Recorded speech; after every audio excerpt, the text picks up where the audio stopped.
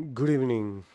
So, making this video because this key criterion I want to go over, especially in the bond market, uh, which involves the stakeholders of the regulators, SEBI, uh, the exchanges, NSE, BSE both, and what's in for the common people when it comes to corporate bonds as a whole, and what exactly is the exchanges are doing here. So, I'll explain you why I decided to buy some bonds in the first place. What was my investment hypothesis? What are NCDs? What are bonds? What are fixed income securities? All sort of stuff. I presume that if you're watching this video, you already know slight bit about how fixed income securities work. I'm not going to explain all of that in detail or for someone who doesn't know all of it, but I'll try my best to explain it in a layman language either way. The second part of the video will focus on why the investment hypothesis went wrong in the first place. What were the issues regarding it? And is this really a personal liability, or the exchanges have to do something or has to do something with this? So why would someone look for fixed income securities, right? Now there can be plenty of reasons. For me personally, I wanted something stable enough, generated returns in a span of 6 months. I had a lot of free cash in my positions, and I wanted to capitalize on it. Uh, I was looking for interest payments and decided that it would be better for me to, instead of going for an FD, which will lock in your entire sum, I would rather go for, let's say, a bond, wait for the coupon payments, maybe quarterly, monthly, annually, semi annually, and get out if I feel okay with it. Uh, Not, however, also not to mention the corporate bonds tend to give you more returns than your fixed deposits and stuff. If for a hypothetical situation, I'm saying for a hypothetical situation, let's assume if FDs are giving you maybe around 6 to 7%, then of course you can expect a little higher on corporate bonds, maybe like 10%, 9% to 10%, something like that. Why does this happen? Corporate bonds, people release amounts, people issue bonds so they can uh, get capital. It's kind of like borrowing, like getting a loan with collaterals. uh, why don't the companies just simply go straight up to the banks and get money? I mean, they can do that, but it takes a lot of process. And what if if you are someone who is into NBFCs, getting a loan in those scenarios is a little tricky complications. uh, so what do you do next?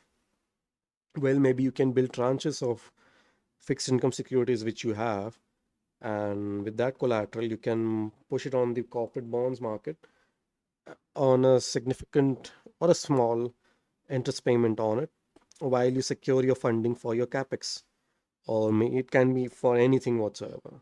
In my case, the company name was Ugro Capital, UGRO Capital Limited. You can just type UCL. Yeah. Now, how did I found out UCL in the first place? And the bond which I'm dealing with right now is 1035 UCL 26. How do I read this now? 1035 is nothing but your interest. So that's 10.35% coupon interest payments. And then UCL is the stock name. 26 is the expiry year. Now, of course, that doesn't tell you the entire picture. You have to go through and see if that particular bond is going to give you what are the frequencies of it for payments and stuff like that. But before I go over there, let's figure out how I ended up finding this thing altogether. If you type in corporate bonds NSE right now, let's say if you just want to have a look at it, all right, which are traded on the current market bonds, and then you can download something called as it from this area. I already downloaded it, but I'm gonna download it in the either way just so you can see. A file like this would open up. I already have it on my desktop, so now I was looking for bonds which are discounted and are about to mature in the next 6 months. I'm not gonna do all that filters and stuff and show you how exactly I did it because that's gonna take a little bit of time. But long story short, this was one of the bonds which matched my criterion. There were plenty of it. Uh, Do I still have that image somewhere? Yeah, I'm gonna zoom in so that you can look closely. Out of this 1035 UCL 26 was trading at, this is around 27th of November, by the way, when I was looking through and going through all of this thing, 26th and 27th of November, as far as I believe. It was currently trading at a discount of 895. That's a lot. Okay. Given that the face value was 1000 at that point in time. This is what I've downloaded from the NSE's website altogether, by the way. No, that's our bond which I downloaded right now in front of you. It has a Fitch A stable rating. Uh, that's your change, that's your volumes. That's the volumes in value in crores, and this is your face value. Have a strong look at it. It's gonna be helpful for us in future. And also see how some of these other bonds have different face values. Like look at this. This one has a face value of 300. This one has a face value of 300. Ours have a ours is a face value of 1000 apparently. This one has a face value of 500, 400, and so on and so on. Usually in India, you tend to have a face value of 1000 for bonds. I mean, that's the norm. It doesn't have to be that way, but that's what usually it is. So I was not surprised or I was not questioning anything when I saw that the face value of the bond, which I figured out, is 1000. And in fact, if you look at that image altogether, every bond which I've marked, all of them have the face value 1000 during that period of time. All right. Now, why is this face value important in the first place? So, whatever coupon payments you receive, let's say this is the face value, and coupon interest is, let's say, 10%. Let's assume for a moment that you're going to get at the end of the year, you will get an interest payment. That interest payment will be calculated on your face value. All right, not the issue price at all. Face, your face value is never the same as issue price. They both are different concepts. Well, what do you mean by that? A bond can have a face value of 100 and can be issued at a price of maybe 200, 300, 400, whatever the uh, price the company finds it deemed to be. So this is the important factor here.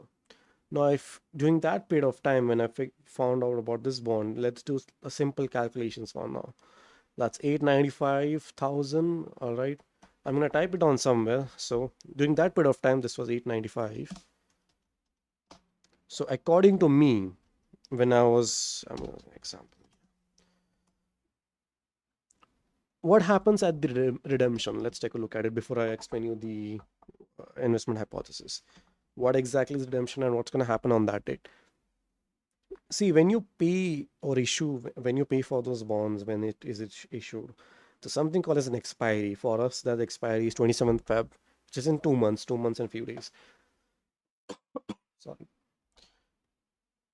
So those redemption, so whatever amount which you have purchased, let's say you bought a bonds worth of 2 lakhs, 3 lakhs, 4 lakhs at the price, at the day of issue, at let's assume 1,000 rupees, you're going to get back your money, all right, along with the interest payments as well. Now, what does it mean? Like, how does it look like?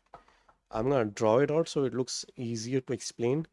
Let's say today was 2022. Okay, February 2nd.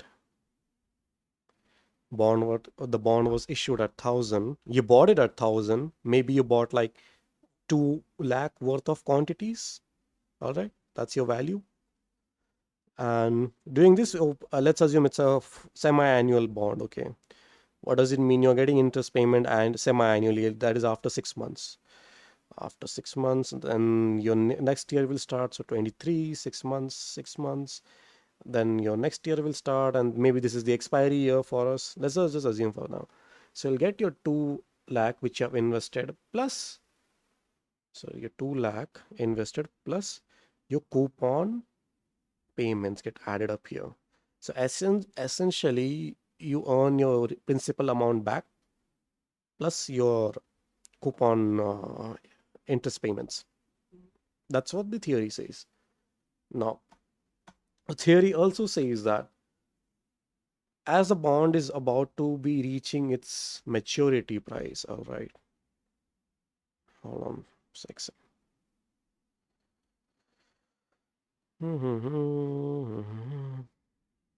That's too big. Okay.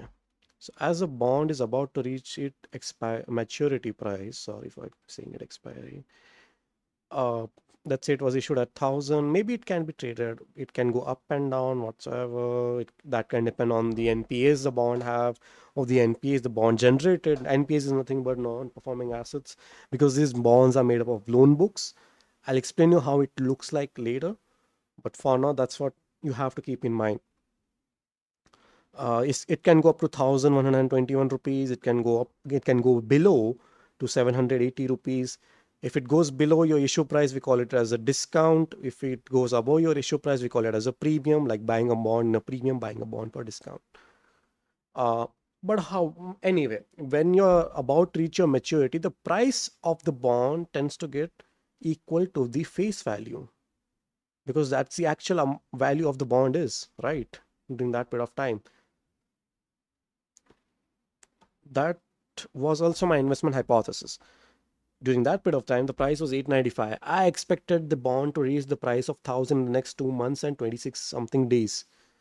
And yeah, and when I went over the ratings, it looked stable enough for me. The NPAs were around 22%, but that wasn't a big cause of concern for me, especially because, of course, the 22%, if you plan a horizon of maybe 3 months, if I plan it like that, okay, this is for UCL. We have 3 months left now. So 2 months, 26 days left. I don't expect that NPS to go from 22% to let's say 30% within a span of 2 or 3 months. That's very rare. Unless the bond like depreciates for some awful reason and the NPAs are just going berserk. That could have happened in a situation where economic activities are at peak, but right now it's December. December, January, and February are typically the months when nothing really much happens in the market as such, except February. February, first of week that you guys know that's when the budget is announced. Anyway, now I was expecting because it's a discount to make a profit of this minus this 105 rupees plus what? Do you remember this? That's our coupon payment 1035. So that's your 10.35%. That is annually. So I'm going to divide it by 4. Why am I dividing it by 4? Because this bond is apparently quarterly payments. So this is the interest which I'm going to earn 2.59. So my profit, assuming if I buy it at 895, is 105 plus 2.59%. All right, 2.59% of what exactly? The face value of face value. All right. So essentially, my investment of 1,000, if you look at it that way, I'm earning somewhere around 105 divided by 1,000.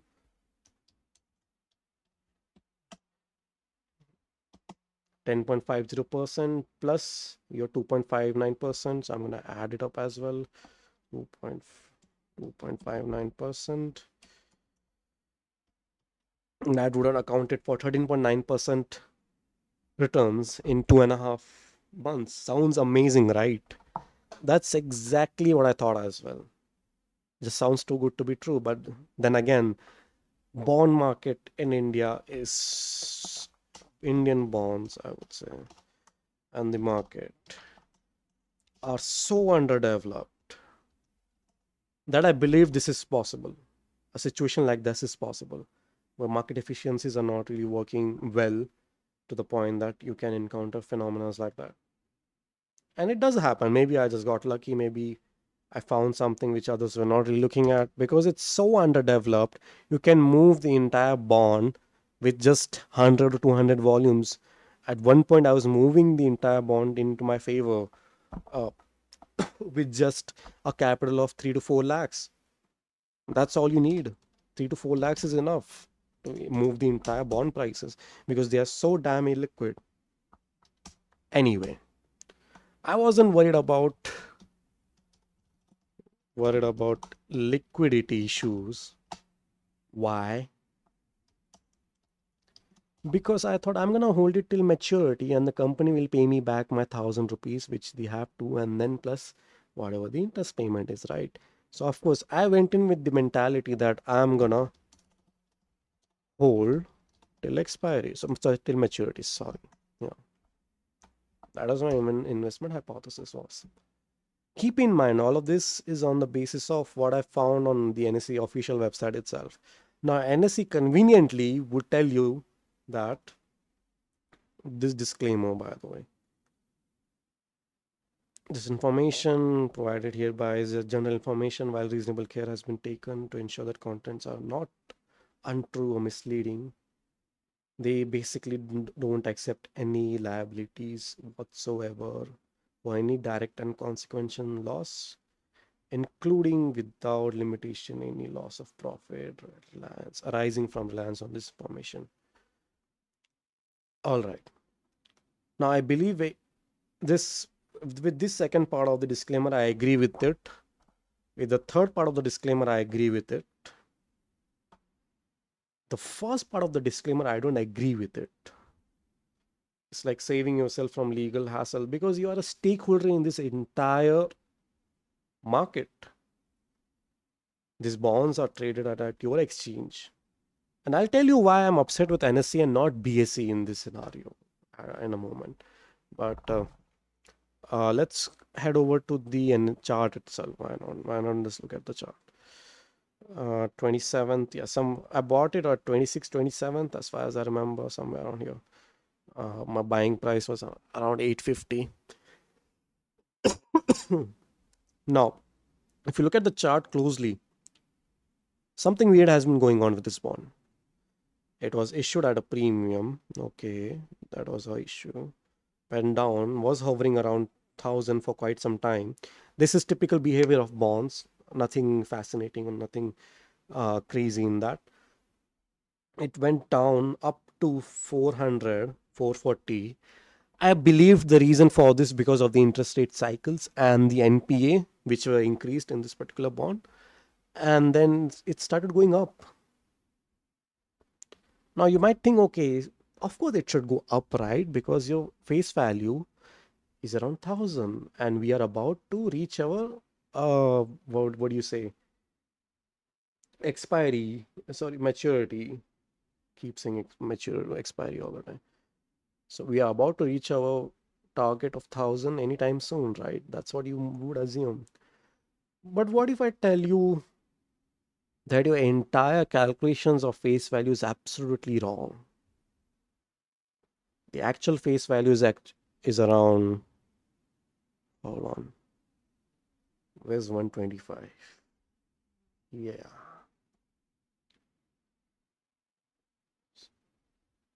that is your face value. Let that sink in for a moment. All of these people here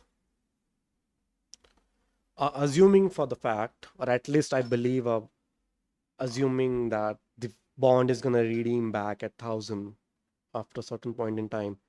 They have no clue whatsoever that it's going to get redeemed at 125. What do I mean by that? How did this just change from 1,000, which we're discussing earlier, to 125? How did this 125? How did this 125 face value came into picture? Now that's our question is. And how did I figure out because the face value is 125? Now, uh, first complaint which I have is let's list down the complaints for now. bonds market information and data is so complex, and not complex, is so difficult to find properly. You don't know who to rely on. I can't rely on NSE apparently, because they're like, okay, whatever information we got from the company, we're not going to take any liability of it. Of course, we're going to let the company trade on our exchange. That's not an issue. But please don't come and like shout at me if you lose money or if this turns out to be untrue. That doesn't work like that. You're an exchange here. If you look at BSE for a moment, okay, if you type .NA, that's for NSE. I'm gonna go for check for BSE right now. That's your 697 price. But the difference here is between the NSE and the BSE is BSE has stopped the trading of this bond. Why, you may ask? If you go here and try to purchase a bond right now, this is for NSE, that's for BSE. You can purchase a bond in NSE right now with no issues whatsoever. All right. I don't want to buy it, so I'm not going to click on buy for now. But if I try to buy it on BSE, all right, it's going to show you this pop. Your order price is higher than the current upper circuit limit of 150. You can place an order within the range or use GTT for long standing orders. What does it mean in plain language? What does that 150 upper circuit in BSE means? Well, BSE has correctly priced its bonds, the ones which are traded on their exchange. So that's around 125. And they have already introduced an upper circuit band of it. So like 150, something like that. Yeah. That's around 19%, something like that. Yeah. If you want to buy, you have to buy it between these range. You can't buy it above and below, because of course it should be near your strike. It should be near your maturity and face value. And that's why the trading of this bond is entirely stopped on BSE. You can purchase it here between this range and do your stuff, whatever you want to do. But the current market price is 697 apparently, and it's just stuck like that. Nothing has been happening since last few days on this particular chart. And nothing will happen either, as far as I believe, if you look at daily. Whatever the data you're gonna see, you won't be able to buy or sell here at all whatsoever. But anyway, yeah, this is the BSE data set. Just stuck. Now let's look at the NSE chart for a moment. You can buy and sell on NSE even right now. Even though the face value is, as we know, 125. Apparently it doesn't matter to NSE, because as long as, I don't know what's going on in their mind or what they are thinking about all of this, but I don't see a reason for an exchange to permit us. Let me just type it down. Wait. I don't see a reason for exchange to permit or issue for trading of a bond, which in theory, not in theory, practical, is trading at, hold on for a moment, 380% approximately, 80% approximately from its actual face value. BSE has done its job to protect investors. NSE hasn't.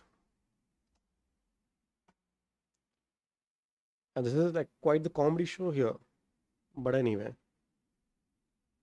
So that's getting traded on NSE. Now let's come on to the part where I explain how the 125 came into picture. And why was it so difficult figuring out what is the face value of the bond and what went wrong. So every bond has something called as an ISIN number, all right. If I just go to the NSE's website, and if I let me just click on this for a moment so that I can show you what an ISIN number looks like. This is your ISIN number. That's your bond. For me, for us, we need 135 UCL 26. That's Ugro Capital Limited. I'm gonna go there, click on the bond section. Mine is maturing on 27 Feb. I'm going to click on that. That is our bond, senior secured NCD 10.35% interest with series 3. Remember this series 3 as well as, right? Series, this SR is nothing but series 3 bond. I'll tell you in a moment why it's so important to us. And that's the maturity date. This is the ISIN number, the one which is being traded on the NSE website. Now, you have 2-3 areas where you can check the face value of the bond. If you look at NSE's website, that's your face value. Now, you might ask yourself, hold on a second. What exactly went wrong here? NSE's Excel, if you want to say it that way, it shows a face value of 1000. Website shows a face value of 125. All right, we'll type it down somewhere. Maybe I'm confused. I don't know what exactly is this. How is this possible? I'm gonna head over to NSDL. All right. So India bond info NSDL. I'm gonna copy the ISIN for this particular bond. All right. This is NSDL. Search. Ugro Capital Limited. Finances and BFCs. Instrument detail. The face value here is 250. And this is senior secured bond, plain vanilla debentures. Series 3, remember this, by the way. It's gonna matter in a moment. So they are saying, NSDL says, let us just type it down somewhere. NSDL India bond info says face value is 250. Okay. Redemption details, if you want to take a look at it, these are the trading rating agencies. There's a document somewhere here as well. Wait. Yeah.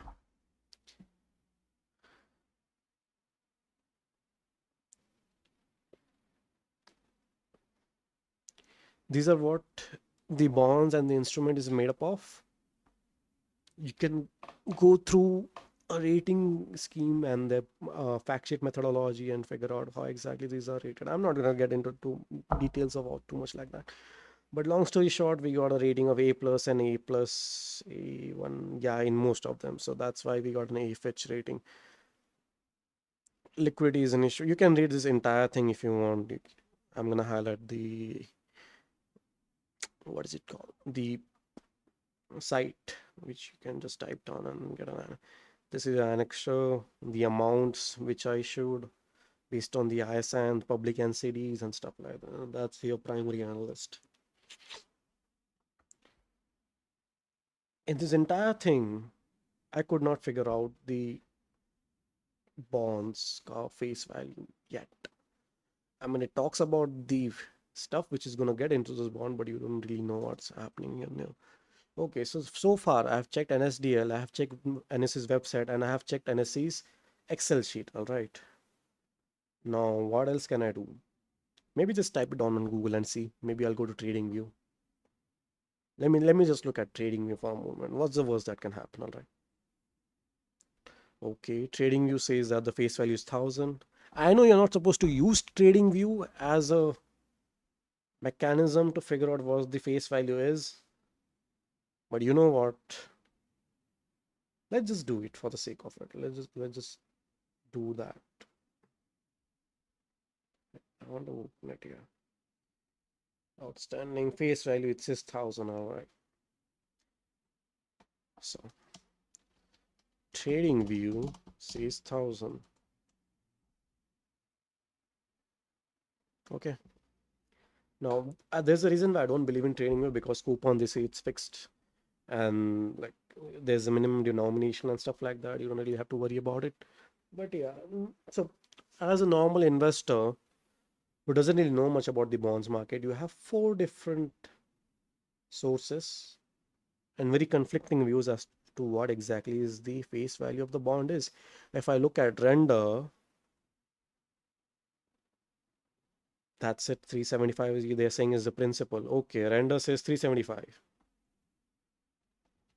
Render says 375.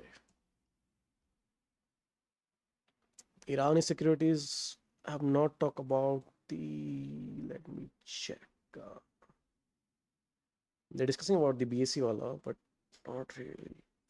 Some volumes. Okay, so I don't know how to use that website.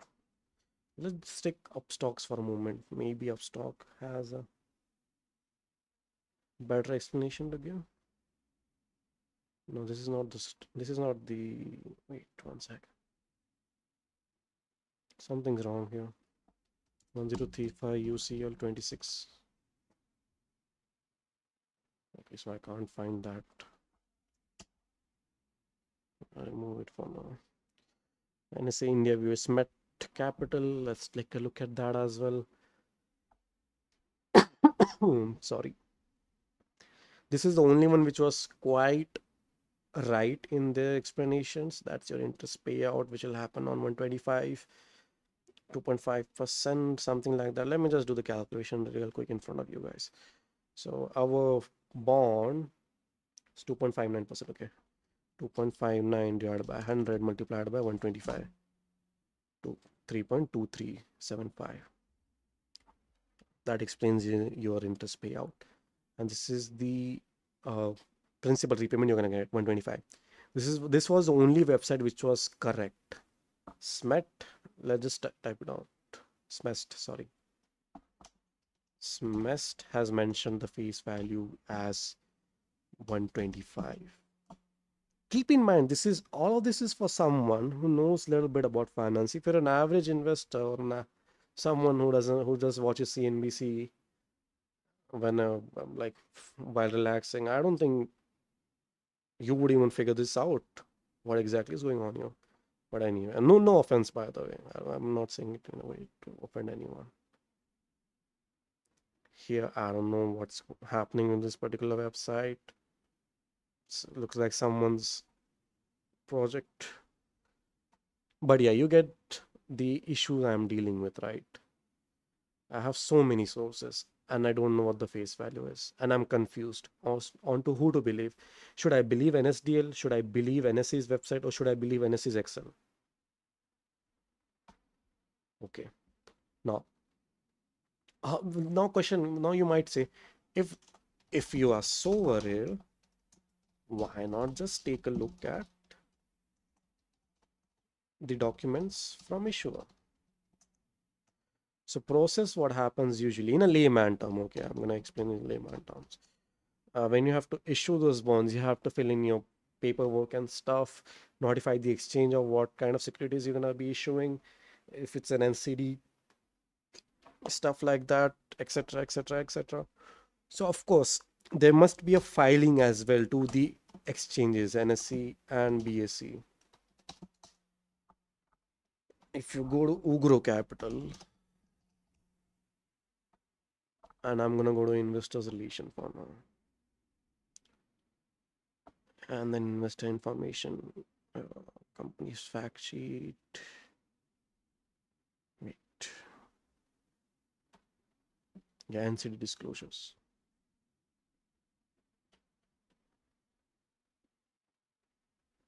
So these are like,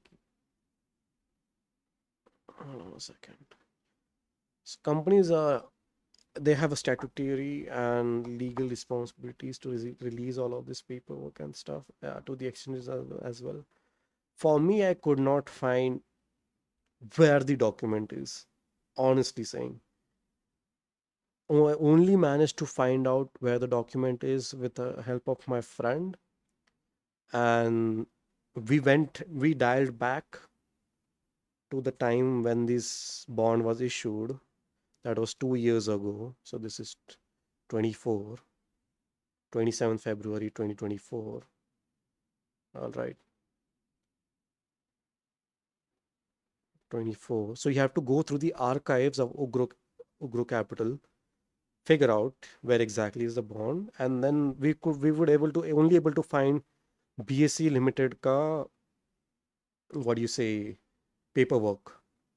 We haven't found where the NSE ka paperwork is. Unable to find NSE's filings, Ugro's filing on NSE. Maybe it's just too difficult for me. Maybe I'm dumb. That's a possibility. But yeah, but anyway, let's look at BSE for now.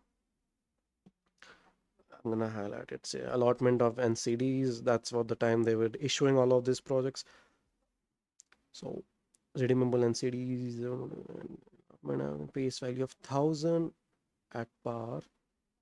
Okay, so have a look at this. Oh, bad, sorry. Today, February 27th, allotment of 20 lakh secure return having face value of 1,000 each through public issue furnished in Annex A. This is your first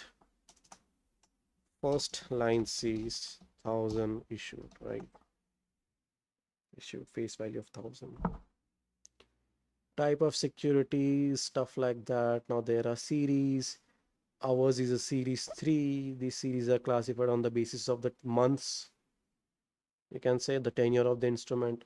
Ours is a 2 year, 2 year meaning 12 into 2, 24. So that's our series, series 3. Date of maturity is 27 February. This is our bond, by the way. Coupon interest offered is 10.35%. Okay, works. Schedule of this is quarterly. All right, fair enough. Chart securities. Uh, but the most important factor in all of this is this small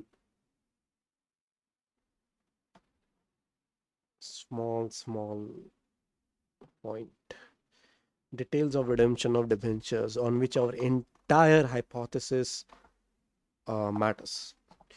Except for series 3, this is our bond by the way, debenture will be redeemed at par, rupees 1,000 being face value of each NCD on their respective series maturity date. All right.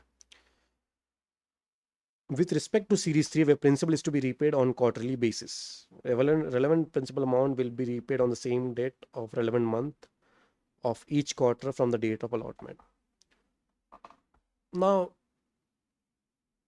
you may call me an idiot, and I'll agree with that. But you have to agree with one thing, that writing something here saying that your NCDs are having a face value of 1,000 and then conveniently making a one small change in the redemption of debentures with no as such disclosure or a note is misleading in my opinion. That's what I believe. And remember, all of this is on BSEs, not even NSE. We don't know if this thing even applies to NSE. Does it even apply to NSE? We don't know. We are assuming that it applies to NSE. So, what does it mean in layman terms?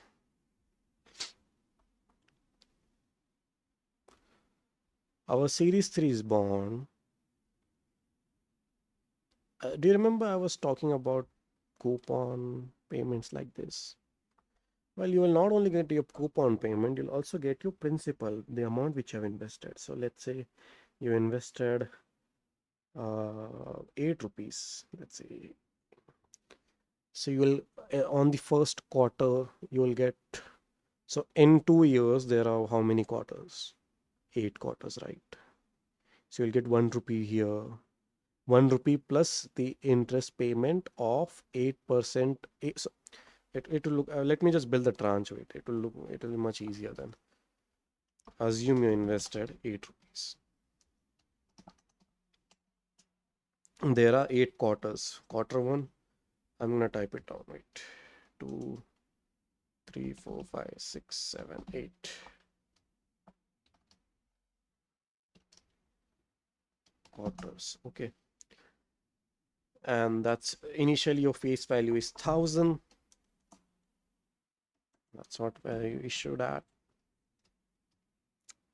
All right, so you're gonna get this multiplied by 2.35%. All right, that's what ideally you should be getting. But you will also get a part of your principal repayment, that is this divided by per quarter you should get 8. So you also add up, and this is what you ideally should get. Now you can change this amount to, let's say, the theory stays the same. But for second year, of course, now your principal amount which you have invested here has decreased. So does will your face value.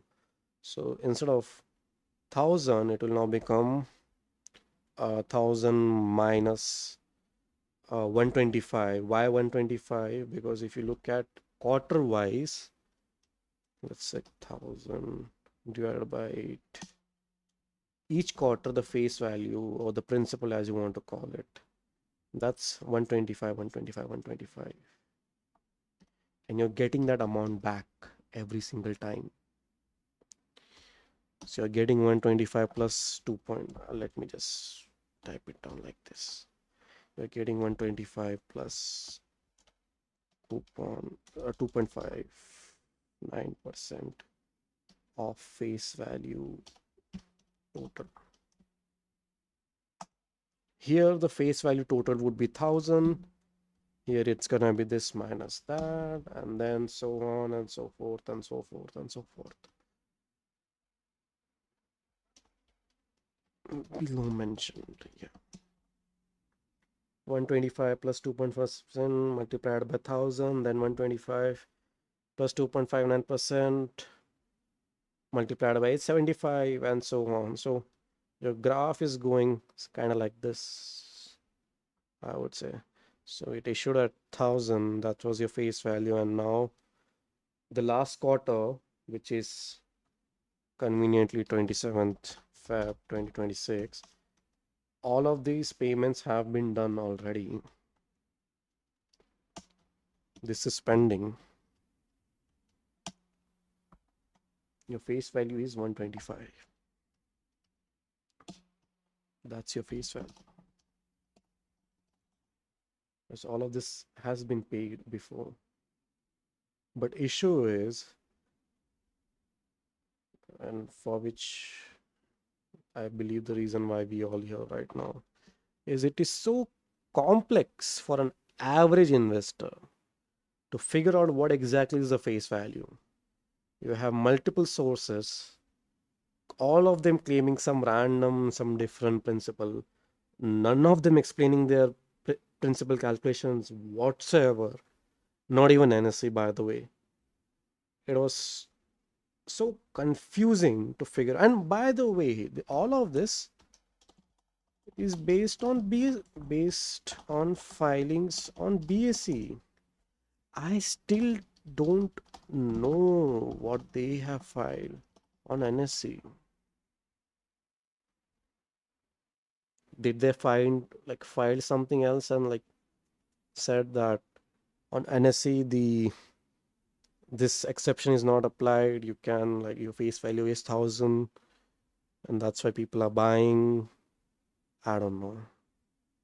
When I take a look at their ISIN number, so every bond, like I said, has their own ISIN number, right? Uh, I can't find ISIN. Wait, hold on. It had it somewhere here.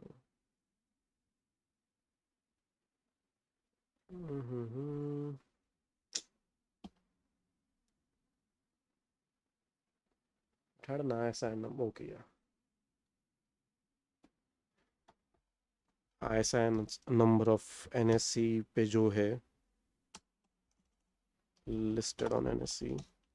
Let's take ISIN number on the one which is listed on BSE. So 1035 UCL 20. My bad. 1035 UCL 26. What's their ISIN number? Okay, that's that. Listed on BSE. Are they both the same? Like, is this equals this? Yeah, they both are the same. So I'm assuming this entire shenanigan also, this document also applies to them. Where exactly is the document? Wait. Yeah, sorry. So the questions I have right now is,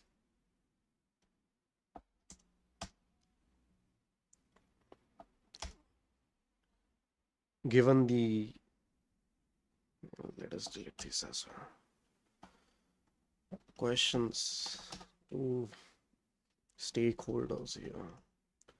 Stakeholder is the exchanges, NSDL, and render, although they did not really do much, but like let's just say brokers and aggregators. Who is exactly responsible for correct representation of face value? NSE says हमें बख्श दो, because if you try to do anything they have to put up that disclaimer कि it may be wrong and whatsoever. Okay, you are the exchange here, you should have some guts, but no.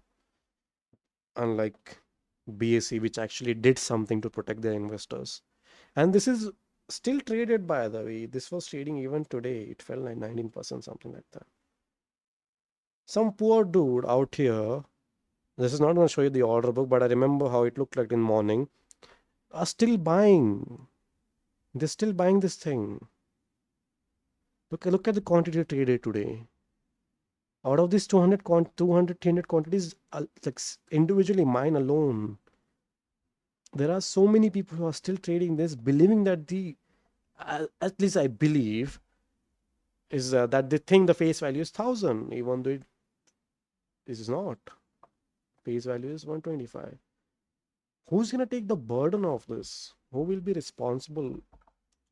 Who will be responsible?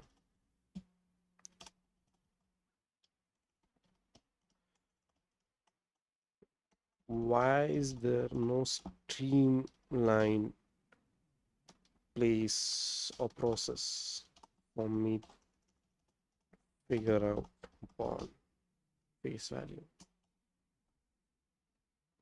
Does someone do someone really have to learn or do a 3-year course in finance, CFA, level 1, level 2, level 3, stuff like that, so that they can sit down and then calculate your bond face value? Because they can't depend on the exchange. You can't depend on the exchange. You can't depend on the NSDL. You can't depend on the brokers and aggregators.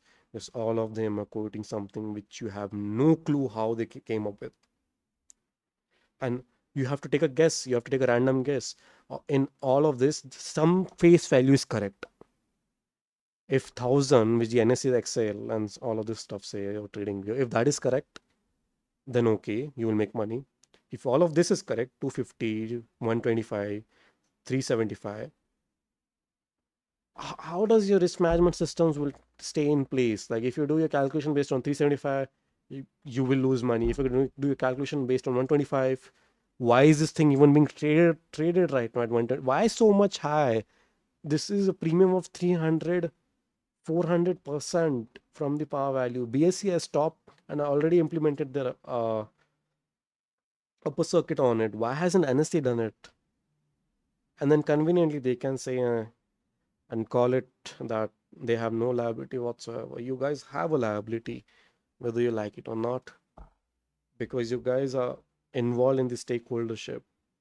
You may earn money with your activities or whatsoever, but this is straight up daylight robbery of people who are fed, manipulated, misinformed, mispriced data, and the regulators are doing absolutely nothing to streamline this.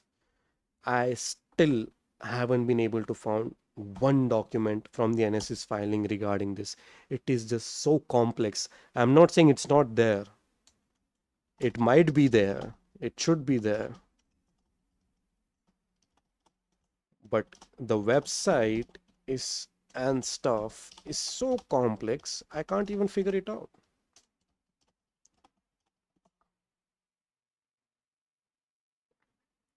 So I don't know what the regulators are doing in this one. So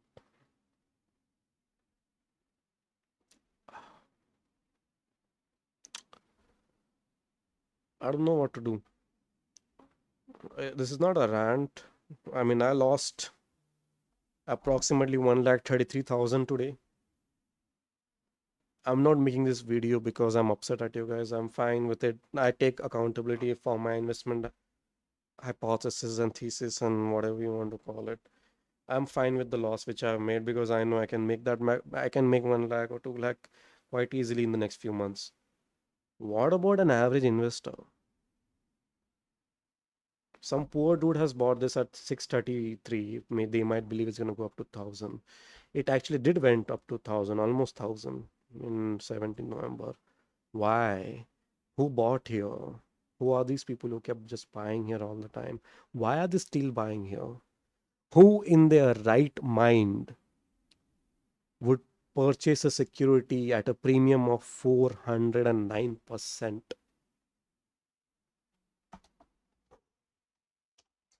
Right? Who in their right mind would purchase security? That to fixed income security. Fixed income security. Securities at 400% premium when it's about to mature in 2 months and 26 days. You can't get away by saying retailers because retailers are apparently stupid all the time. I agree with you. We guys are stupid. But when you're supplying them wrong information, I believe you also have a fiduciary responsibility to ensure that this doesn't happen. And this is just one bond. This is just one bond. We don't know how many like that are still traded here. Absolutely no idea. If I look at it, like changes this. Ours is at the highest, by the way, with percentage changes and stuff. 16% change, 6% change, 5.16% change. These are fixed income instruments which are supposed to be safe, by the way. This is more riskier than investing in options. At least in options, you would have an idea of making money somehow. Maybe you lose money or what's and whatnot. You'll know the stuff you're doing. Here, you don't even know what's went wrong with you. You'll have to sit down at 5 a.m. in the morning and figure out what exactly is going wrong. This is at a discount. I don't know the face value. This is at a discount. It's gonna expire in 27th. I don't know if this is correct or not. I don't know if this is correct or not. I don't know if this is correct or not. I don't know any of this. Are the even I don't know if this face value is correct or not. So ultimately, this data is bogus to me, but you're still sharing it on your official website. At least stop sharing this data. That way, my people might at least not get a wrong idea of what exactly is the amount doing and get a hold of these people who are day right, just showing you different principal amounts, including your own uh, aggregator, which is NSDL. That says a face value of 250. You says a face value of 125. I don't know who is correct in this thing. So my question still remains.